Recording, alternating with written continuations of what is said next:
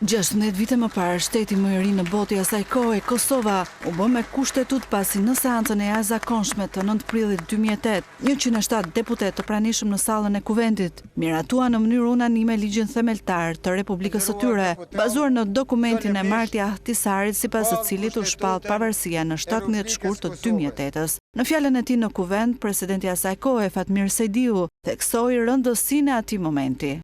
Ky dokument me peshën e vetë veçantë, sa mund të quhet me drejt përmbyllje e procesit shtendërtues Kosovës, po kaq, në të njëjtën kohë në bazament të qëndrueshëm formal dhe juridik dhe esencial, e fut Kosovën në rrafsh të ri të zhvillimeve shtetërore, politike dhe juridike.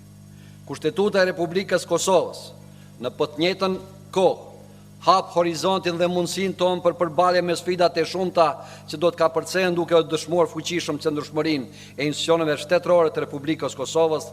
Me 14 kapituj dhe 162 nene, kushtetuta e përcakton Kosovën si shtet të pavarur, sovran, demokratik dhe të pandashëm. Në të shkruhet se Kosova është shtet laik dhe shoqëri multietnike, e përbërë nga shqiptarët dhe komunitetet e tjera. Në këtë ditë të veçantë, presidenti Vjosa Osmani theksoi se kushtetuta e Republikës së Kosovës është një udhër rrëfyes zbatimi së cilës ndihmon vendin drejt integrimit në familjen euroatlantike. Edhe ambasadori amerikan në Prishtinë, Jeffrey Hoveniar, i kushtoi një postim të veçantë kësaj dite, ku theksoi edhe krenarim për mbështetjen që vendi i tij jep popullit të Kosovës për të arritur vizionin e paraqitur në kushtetut.